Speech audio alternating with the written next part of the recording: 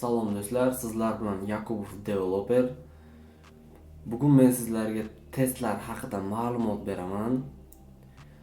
Barchamiz bilamizki, dasturiy ta'minotimizni sinovdan o'tkazish, dasturiy ta'minotni ishlab chiqishning muhim jihatlaridan biri bu albatta testlar hisoblanadi. Testlar dasturiy ta'minotimizning, ya'ni qanaqadir veb-sayt bo'lishi mumkin yoki qanaqadir tizim bo'lishi mumkin. Shu tizimimizni yaxshi, sifatli va to'xtovsiz ishlashini, kodlarimizning funksionalligi biz kutgan natijani berishiga yordam berib turadi. Agar biz qanaqadir qo'shimcha kodlarni yozsak yoki dasturiy ta'minotimizga yangi funksionalliklar qo'shadigan bo'lsak, testlarimiz ishga tushirilganda ular darhol xato va kamchiliklarni bizga ko'rsatib berib, xato va kamchiliklar haqida ogohlantirishi kerak. Biz testlarni yozish vaqtimizda foydalanuvchilar dasturni qanday buzishi mumkinligi haqida ko'proq o'ylashga majbur bo'lamiz va buni oldini olish uchun maksimal darajada harakat qilamiz. Aynan shu tomoni bilan testlar dasturlashda juda ham muhim. Qisqa qilib aytganda, har qanday dasturiy ta'minot uchun testlar albatta kerak. Dasturiy ta'minotni testdan o'tkazishning bir necha usullari bor. Masalan, bulardan modulni test, integratsionniy test, stress test, sistemli test va hokazo. Bugun aynan sizlar bilan modulni test, ya'ni birlik testi haqida gaplashamiz. Modulni test o'zi nima? Modulni test bu dasturiy ta'minotni sinovdan o'tkazish usuli. U dasturiy ta'minot foydalanish uchun tayyor yoki yo'qligini aniqlash uchun bizga yordam beradi. Kodlarimizning har bir qismlarini sinovdan o'tkazadi. Modul o'zi sinovdan o'tkazilishi mumkin bo'lgan eng kichik dasturiy ta'minot komponenti hisoblanadi. Modul testlarida dasturiy ta'minotimizdagi har bir modul, ya'ni bir qism kod mustaqil ravishda sinovdan o'tkaziladi. Biz modul testlar haqida bilib oldik. Ana endi ularni qanday yozilishi kerak, qayerda ishlatish kerak, Django va Django REST frameworklar orqali qanday ishlatish mumkin, aynan mana shularni bugungi darsimizda ko'rib chiqamiz. Django va Django REST framework modul testlari Python standart kutubxonasi moduli unit testdan foydalanadi. Lekin biz bugungi darsimizda unit test yordamida emas, PyTest paketi yordamida testlarimizni yozamiz. Nega unit test emas, PyTest paketi? Barchada savol tug'ilishi mumkin. Bunga yetarlicha sabablarimiz bor. Unit test Python standart modulidan farqli ravishda PyTest paketi bizga bir muncha ajoyib qulayliklarni yaratib beradi. Masalan, yagona assert kalit so'zi unit test modulidagi 40 dan ortiq turli tekshirish usullarining ishini bajara oladi. PyTest paketi xato va kamchiliklarni yaxshiroq ko'rsatib berganligi sababli xatoliklarni oson tahlil qilish imkoniyatini beradi. PyTest paketi orqali 300 dan ortiq qo'shimcha paketlarni ulash va ularni test jarayonida ishlatish imkoniyati mavjud. Ushbu qulaylik PyTest paketi imkoniyatlarini yana ham oshirib beradi. Qo'shimcha paketlarga misol qilib, bugungi darsimizda ishlatadigan paketlarimizdan Factory Boy va Fakir paketlarini aytishimiz mumkin. Dars davomida aynan nima vazifani bajarishi haqida bilib olamiz bu paketlarimizni. Fixche. PyTestimizda Fixche bor. Bu testlar uchun dastlabki ma'lumotlar hisoblanadi. Fixche nima? Uni qanday ishlatishimiz mumkin? Shu kabi savollarimizga bugungi dars davomida javob topamiz. Bugungi testlarimiz uchun kerak bo'ladigan barcha API'larimiz tayyor. Ko'rib turganingizdek, book create, book delete, book detail, book list, book update. Ana endi proyektimizga PyTest paketi va qo'shimcha bizga kerak bo'ladigan paketlarni o'rnatib olamiz. Birinchi navbatda bizga kerak PyTest Django paketi. PyTest Factory Boy paketi.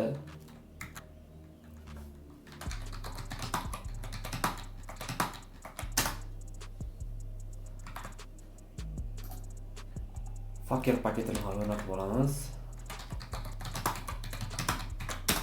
Kerakli paketlarimizni o'rnatib oldik.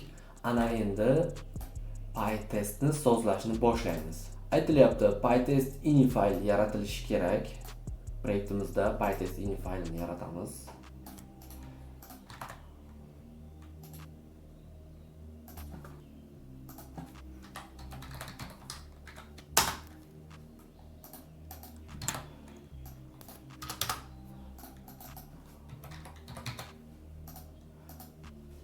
Python files deyilgan aynan PyTest testlarni qayerdan izlashni mana shu joydan aniqlab oladi. Bizda testlarimiz API, Weber, Books va Booksni ichida test papkasini ichida yoziladi.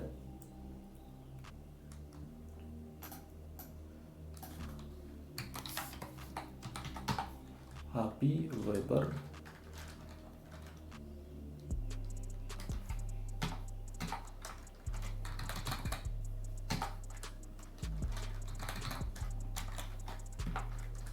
barcha testlarimiz test shift chiziqcha va har qanday nom bo'lishi mumkin.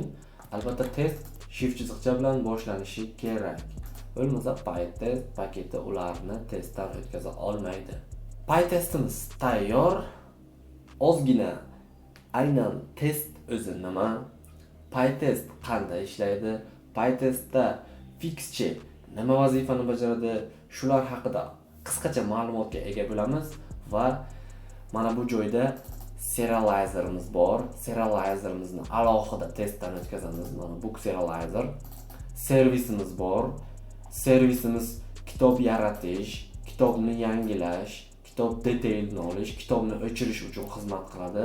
Har bir servisimizni metodini alohida testdan o'tkazamiz va viewlarimiz bor. List, create, update, delete, detail.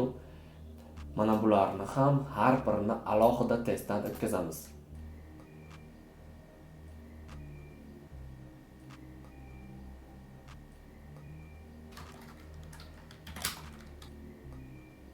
Mana PyTestni sozlab oldik. Ana endi funksiya yaratamiz. Ushbu funksiyamiz ön natijani qaytarishi kerak. Bu funksiyamizni testdan o'tkazamiz.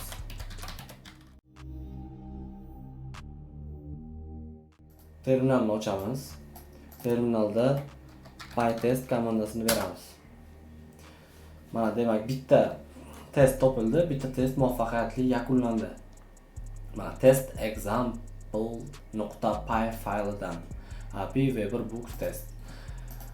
Funksiyamiz ön natijani qaytarish kerak edi. Xuddi shu ön natijani qaytaryaptimi yoki yo'qmi? Shu narsani test qildik. Ana endi barcha serializerlarimiz, servislarimiz va viewslarimizni xuddi shu tarzda testdan o'tkazamiz. Har bitta kod qismlarini kutilayotgan natijalarni haqiqatda o'sha natija kelyaptimi yoki yo'qmi? Shu narsani testdan o'tkazib olishimiz kerak. Birinchi navbatda keling unit testlar bilan PyTest orasidagi ozgina farq haqida tushuntirib o'tib ketaman. Unit test import qilamiz. Klass yaratib olamiz.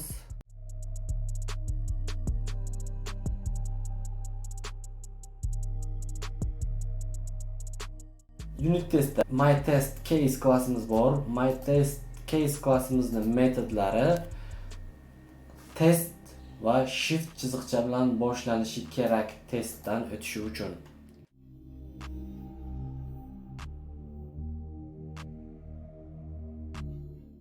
Ikkala yozuvni bir-biriga teng ekanligini tekshirib ko'ramiz. Mana tekshirib ko'rdik. Xatoliklar. Self assert equal. Ikkala o'zgaruvchini qiymatlarini tekshirib ko'radi. Bundan tashqari selfdan so'ng tekshirib ko'radigan bo'lsak, juda ham ko'p metodlar bor. Shularni barchasini o'rnida assert kalit so'zini ishlatib ketamiz.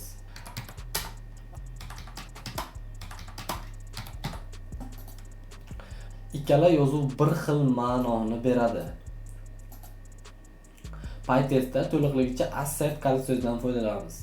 Unit testda self assert equal metodidan foydalansak bo'ladi. Juda ham ko'p yechimlari bor, tayyor.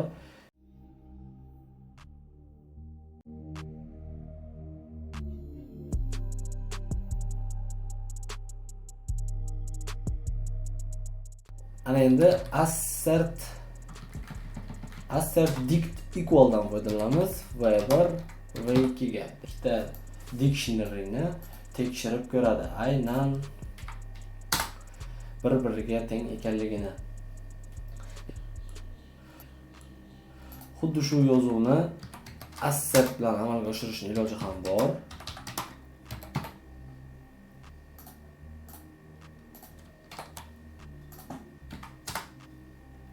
Mana assert orqali. Keyingisi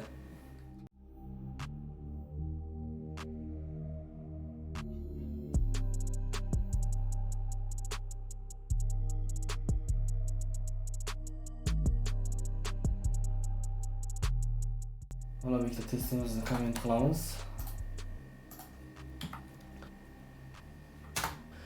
Mana listlarni tekshirib ko'rdik. Bir-biriga teng ekanligini.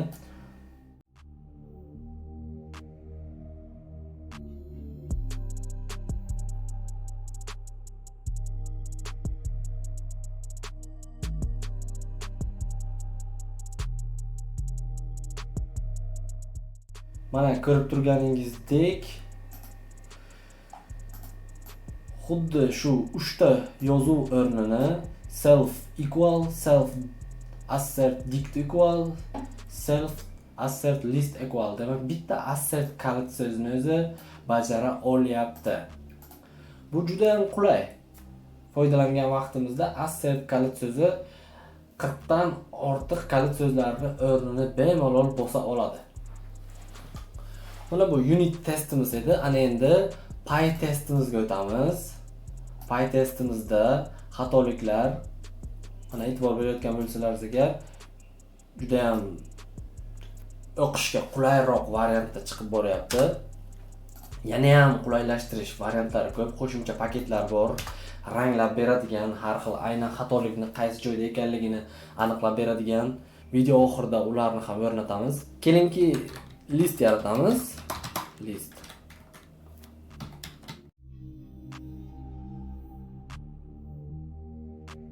Oldimizga qo'yilgan vazifa mana shu listni ichidagi har bir elementni tipi integer ekanligini aniqlash.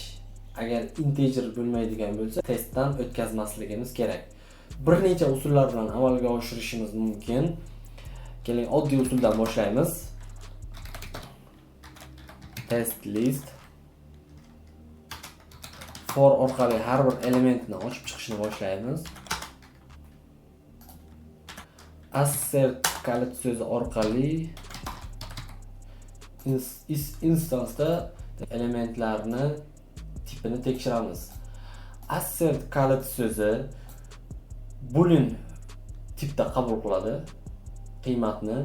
True qabul qilsa muvaffaqiyatli testdan o'tkazadi, false qabul qilsa test muvaffaqiyatsiz yakunlanadi. Hozirgi vaziyatda birinchi elementimiz oladigan bo'lsak, masalan, bir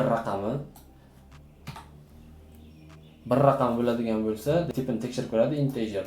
Is instance true qaytaradi. Testimiz keyingi elementga o'tadi. Oxirgi elementda testimiz muvaffaqiyatsiz yakunlanishi kerak. Yaxshi. Mana ko'rib turganlaringizdek, is instance 5 integer tipida bo'lmaganligi uchun testimiz muvaffaqiyatsiz yakunlandi. PyTestda buni juda yaxshi yechimlari bor. Sikl orqali birma-bir ochib ko'rish shart emas. Hozir men sizlarga ko'rsataman. Listni o'chiramiz.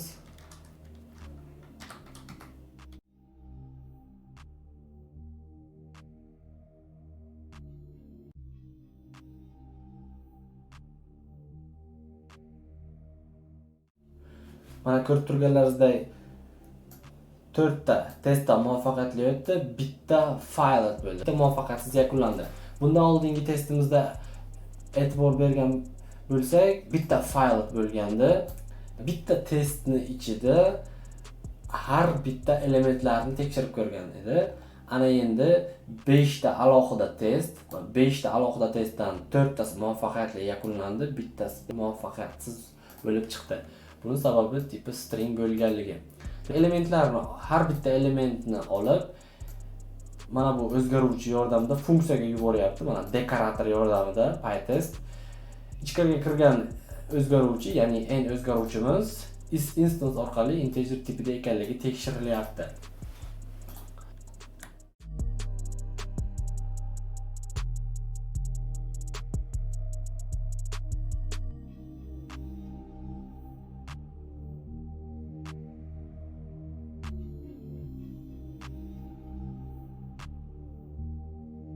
Bu vaziyatda mana listimiz bor.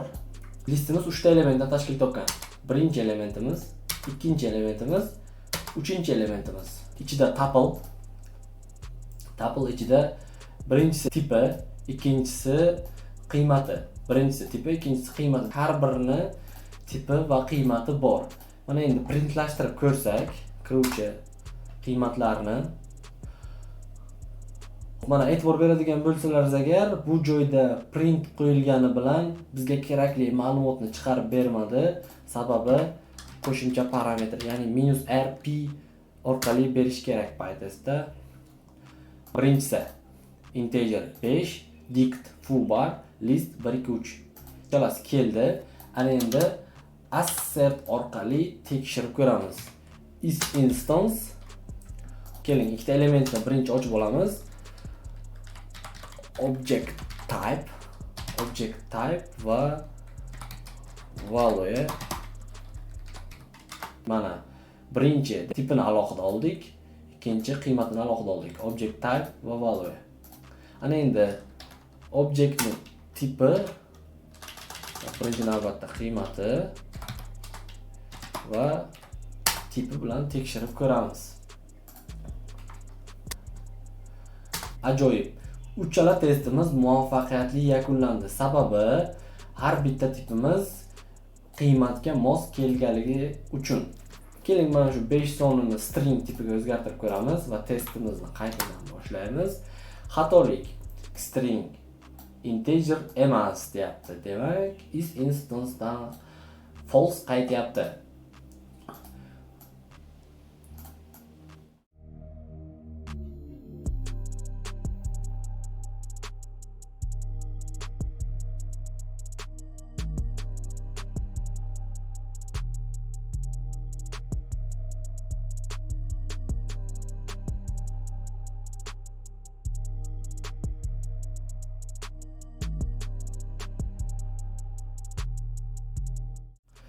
Mana endi ozgina boshqacha usuldan foydalandik. Bundan oldingi testimizda, demak, mana bu testimizda tuple'ni, mana birinchi tuple'imizni bitta o'zgaruvchiga biriktirgandik, ya'ni items o'zgaruvchiga.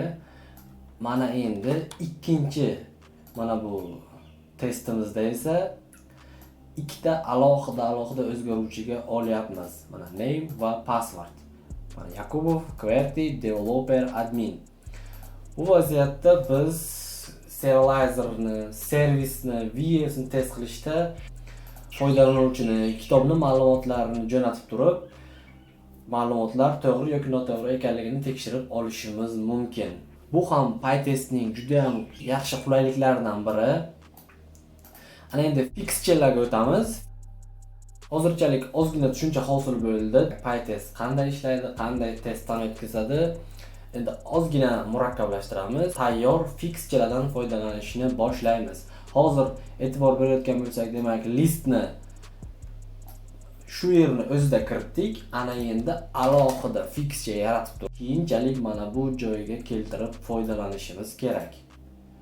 Bu juda ham yaxshi qulaylik beradi. Sababi har bir ma'lumotni to'ldirish har bir marta bu oson emas.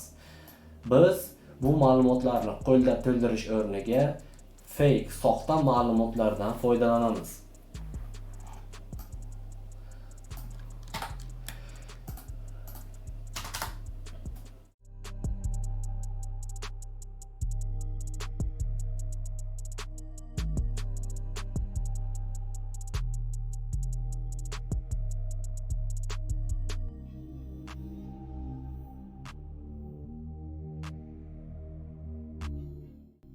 Mana fixchamizni yaratib ham oldik. Bu fixchamizda ikkita obyekt bor. Hozircha qo'lda to'ldirib turamiz. Keyinchalik fake ma'lumotlar bilan ishlaymiz. Ikkita obyektimiz bor, obyekt 1 va obyekt 2. Demak, mana shu obyektlarimizdan testda foydalanishimiz kerak. Qanday foydalanamiz?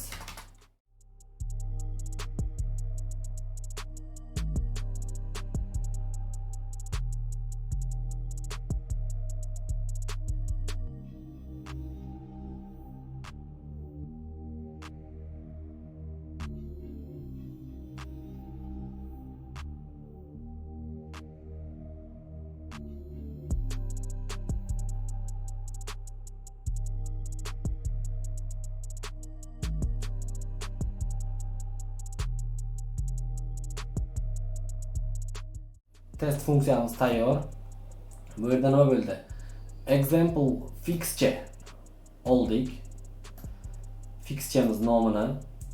Undan keyin validity haqiqatda ma'lumotlar to'g'rimi yoki yo'qligi haqida true false boolean tipida. Ana endi hozir mana bu joyda qanday hodisa sodir bo'ladi? E'tibor berayotgan bo'lsak, indirectda example fixture qo'ydik. Bu oddiy yozuv emas, aynan fixture ekanligini bildirish uchun. Mana masalan hozir bu vaziyatda validity oddiy boolean tipidagi qiymat, true yoki false, lekin example fixture bu fixturening nomi. Har bir marta zapros bo'lgan vaqtda o'sha holatda ochib chiqish boshlanadi. Mana ikkita element ketma-ket ochiladi. Mana birinchi element ochiladi. Ikkinchi element ochiladi. Birinchi element ochilgan vaqtda mana shu kalit so'zi bilan fixturega zapros beradi. Aynan zapros vaqtida kalit so'zi orqali orqaga John ma'lumotini qaytarib yuboradi. Hozir tekshirib ko'ramiz. Mana ko'rib turganlaringizdek John true, developer false. Birinchi obyekt orqali John oldi, ikkinchi obyekt orqali developerni oldi. Indirect aynan mana shu qiymat fixture, ya'ni boshlang'ich ma'lumot ekanligini bildirib turadi.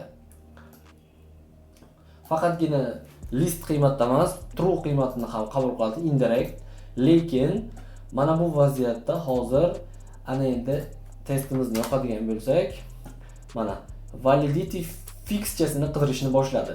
Sababi indirect true qo'yilgan vaqtda har ikkala qiymatni ham fixture deb qabul qiladi va ularni qidirishni boshlaydi. Ana shu vaziyatda ana endi xatolik yuzaga keladi. Keling, yana bitta fixture yaratamiz. Xo'p, example fixture 2. Masalan, example fixture 2. Mana ikkinchi fixturemizni yaratdik. Bu yerda ana endi object emas, name yapamiz yaxshisi. Name 1, name 2. Smith. Yakubov. Mana endi example fixture 2 fixture ekanligini aytdik, true qo'ydik. Ana endi mana bu vaziyatda kalit so'zini jo'natishimiz kerak. Ya'ni name 1 va name 2. Funksiyamizga kiruvchi parametrni ham validityni o'rniga example fixturega o'zgartiramiz. Mana. Endi testimizni boshlaymiz. Mana John Smith, developer Yakubov. Ko'rib turganingizdek, testimizda ikkita fixturedan foydalandim. Example fixture va example fixture 2 lardan foydalangan holatda testimizni ishga tushirdik. yoki bo'lmasa mana bu ko'rinishda jo'natishimiz ham mumkin. Fixture mana testimizni run beramiz. Natija o'zgarmadi. Mana bu list holatda jo'natilsa, mana bu joydagi qaysi parametrlar fixture bo'ladigan bo'lsa, shularni ko'rsatib yuborish kerak. Agar true qo'yiladigan bo'lsa, barcha parametrlarni fixture deb qabul qiladi. Keling, bundan keyin yana bitta parametr jo'natamiz. Validity valid ekanligini true yoki false. Ana endi o'z-o'zidan 3 ta parametr bo'lgandan keyin funksiyamiz ham 3-parametrni qabul qiladi. Validity mana ajoyib. John Smith true, developer Yakubov false. Hozirchalik kimgadir tushunarsiz bo'lib borayotgan bo'lishi mumkin. Nima uchun validity, nima uchun true, false? Keyinchalik biz tekshirib ko'ramiz. Kerakli ma'lumotlarni jo'natib turib, aynan to'g'ri yoki noto'g'ri ekanligini tekshirib ko'ramiz. Demak, foydalanuvchining ma'lumotlari to'g'ri yoki noto'g'ri, amaliyot vaqtida yana ham tushunarli bo'ladi bu tomonlari. Hozirchalik PyTestning ko'plab elementlar bilan, fixturelar bilan qanday ishlashini bilib oldik. Ana endi biz serializerimizga o'tamiz. Serializerimizni test qilishni boshlaymiz. Lekin serializerimizni test qilishni boshlashdan oldin avval fake ma'lumotlarni yaratib olishimiz kerak. Fake ma'lumotlar ya'ni kitob, foydalanuvchi va kategoriyalar uchun bizga fake ma'lumotlar kerak. Har bir marta obyekt yaratish vaqtida birma-bir nomlarni yoki kategoriyalarni, avtorni qo'lda to'ldirmaslik uchun bizga fake ma'lumotlar juda ham asqotadi. Fake ma'lumotlar yaratish uchun birinchi navbatda test papkamizning ichida factories faylini yaratib olamiz.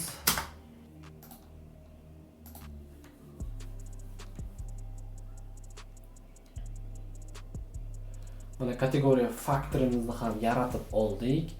Ana endi bu kategoriya faktorimizni ro'yxatdan o'tkazishimiz kerak. Ro'yxatdan o'tkazishimiz uchun yangi fayl yaratamiz. Conf-test nomi bilan. Mana shu faylda ro'yxatdan o'tkazamiz.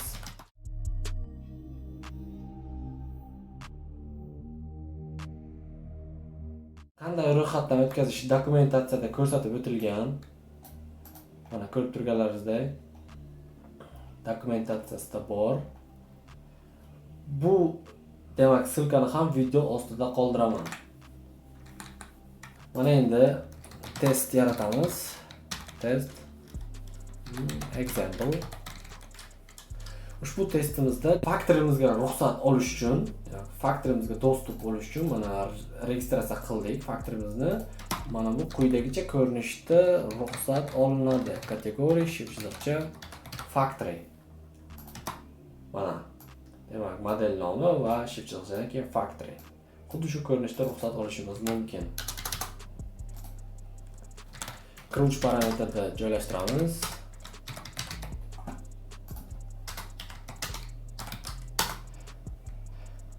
Kategoriya faktorimizni ekranlashtirib ko'ramiz. Mana kategoriya faktorimiz bor. Ana endi obyekt yaratamiz. Kategoriya obyektini yaratib olamiz.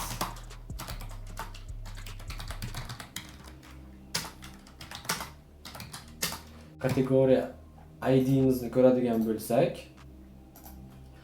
hozir mana shu vaziyatda PyTest to'g'ridan-to'g'ri ma'lumotlar ombori bilan bizga foydalanishga ruxsat bermaydi. Mana bu vaziyatda create method yangi kategoriya yaratish uchun ma'lumotlar ombori, ya'ni baza danli bilan aloqa qilish kerak. Bu vaziyatda bizda ikki xil variant bor. Baza danli bilan aloqa qilish uchun dekoratordan foydalansak bo'ladi. Mana bu dekoratorimizdan yoki bo'lmasa db kiruvchi parametrni funksiyada ko'rsatib yuborishimiz kerak. Ikkala vaziyatda ham baza danli bilan aloqa yo'lga qo'yiladi. Agar ikkalasi ham bo'lmasa, mana ikkalasini ham yechib ko'ramiz. Endi testni yopib ko'ramiz. Mana database access not allowed. Database bilan muloqot qilishga ruxsat berilmagan. Dekorator bilan ishlatib ko'ramiz. Mana dekorator bilan kategoriya ID'sini oldi, bemalol ma'lumotlar ombori bilan ishlayapti. DB orqali funksiyamizga kiruvchi parametr orqali ishlatamiz. Bu vaziyatda ham ajoyib tarzda ishlayapti. Menga ko'proq dekorator varianti ma'qul. Xo'p, mana kategoriyamizni yaratib oldik. Ana endi user faktorimizni ham yaratib olamiz. Foydalanuvchimiz uchun fake ma'lumotlarni yaratamiz.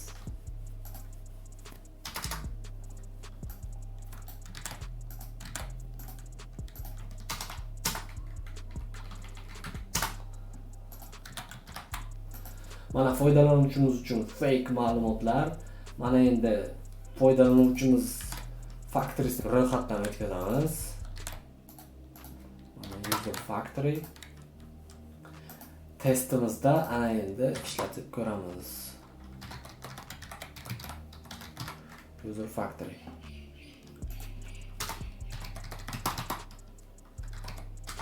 User factory create.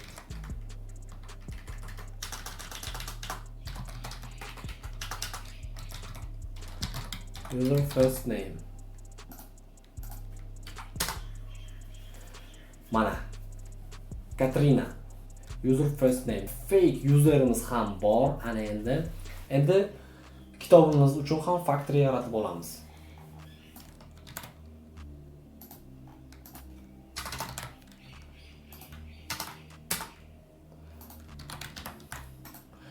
Mana kitobimiz uchun ham factory yaratib oldik. Kitobimizdagi kategoriya maydoni fieldi foreign key bo'lganligi uchun factory.subfactory bilan ulanadi. Unga bog'langan factory bilan qo'yamiz. Many to many field esa bizda quyidagi ko'rinishda ulanadi. Factory post generation. Mana self afterga user factoryni add metodi bilan qo'shib yuboradi. Buni ham ro'yxatdan o'tkazamiz. Book factory'mizni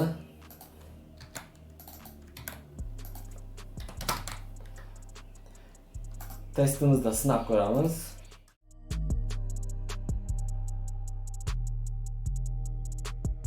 Book title'imizni ko'radigan bo'lsak, quyidagi juda ko'rinishsiz yozuv. Buni sababi mana bu vaziyatda har qanday harfdan foydalanishing mumkin deyilgan. Kitob nomi, eng yaxshisi description'ni tekshirib ko'ramiz. Mana description'imiz ajoyib. Bizda fake ma'lumotlar bor. Mana endi mana shu fake ma'lumotlar asosida keyingi darsimizda serializersni testdan o'tkazishni boshlaymiz. E'tiboringiz uchun rahmat. Keyingi darsimizda ko'rishguncha.